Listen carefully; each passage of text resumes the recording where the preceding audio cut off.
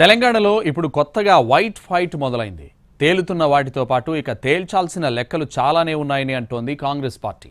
అందులో ఎవరి వాటా ఎంత, ఎవరి పాత్ర ఏంటన్నది కూడా బయటకు లాగుతామంటోంది. ఇంతకీ కారు పార్టీ టార్గెట్గా మొదలైన ఆ కొత్త వైట్ ఫైట్ ఏంటి? ఆ విషయంలో కాంగ్రెస్ పెద్దల ఆలోచన ఎలా ఉంది? తెలంగాణలో అసెంబ్లీ సాక్షిగా పొలిటికల్ గేమ్ మొదలైంది. కొత్తగా అధికారంలోకి వచ్చిన కాంగ్రెస్ 9.5 ఏళ్ల పాటు పవర్లో ఉన్న బీఆర్ఎస్ ను ఇరుకున పెట్టే కార్యక్రమాన్ని మొదలుపెట్టింది అంటున్నారు పరిశీలకులు. తాము ప్రభుత్వంలో ఉన్నప్పుడు అన్ని చేసేశాం, అభివృద్ధి పదంలో దూసుకెళ్లామని చెబుతున్న కారు పార్టీని రాజకీయంగా కట్టడి చేసే కార్యక్రమం మొదలైంది అంటున్నారు. అందులో భాగంగానే బీఆర్ఎస్ సర్కార్ రాష్ట్ర ఖజానాని పూర్తిగా ఖాళీ చేసి అప్పుల కుప్పగా మార్చిందన్న అంశాన్ని జనంలోకి తీసుకెళ్లాలని డిసైడ్ అయిందట కాంగ్రెస్ ప్రభుత్వం. గడిచిన 9.5 ఏళ్లలో కేసీఆర్ ప్రభుత్వం 6,77,000 కోట్ల అప్పు చేసినట్లు సభలో ప్రస్తావించింది ప్రభుత్వం. అటు అధికారంలోకి వచ్చిన రెండో రోజు నుంచే కాంగ్రెస్ పార్టీని టార్గెట్ చేస్తోంది బీఆర్ఎస్.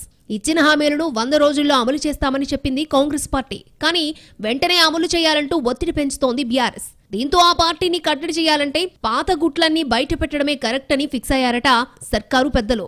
అందులో భాగంగానే రాష్ట్ర ఆర్థిక స్థితిగతులపై వాస్తవ పరిస్థితిని ప్రజల ముందు ఉంచాలని నిర్ణయించుకుంది సర్కార్.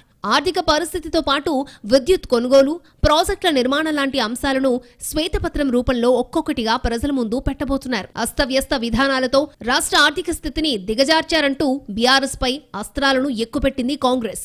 అదే సమయంలో అప్పులు చూపిస్తున్నారు తప్ప కూడబెట్టిన ఆస్తుల్ని ఎందుకు చూపించడం లేదంటూ కౌంటర్ అటాక్ చేస్తోంది బీఆర్ఎస్. దీంతో రాజకీయం రసవత్తరంగా మారుతోంది. ఇన్నేళ్లు బీఆర్ఎస్ అబద్దాలతో ప్రజల్ని మభ్యపెట్టి రాజకీయంగా ఎదిగిందని, అందుకే వాస్తవాల్ని ప్రజల ముందుకు తెస్తూ శ్వేతపత్రాలు విడుదల చేస్తున్నామంటున్నారు కాంగ్రెస్ పెద్దలు. శ్వేతపత్రాలతో పాటు మేడిగడ్డ బ్యారేజ్ కుంగుబాటు లాంటి అంశాలను కూడా విస్తృతంగా ప్రజల్లోకి తీసుకువెళ్లి బీఆర్ఎస్ ను డిఫెన్స్ లో పడేయాలి అనుకుంటోందట కాంగ్రెస్. గులాబీ పెద్దలు గొప్పగా చెప్పుకున్న కాళేశ్వరం ప్రాజెక్టుతోనే ఆ పార్టీకి చెక్ పెట్టాలన్న వ్యూహం సిద్ధమవుతోందట.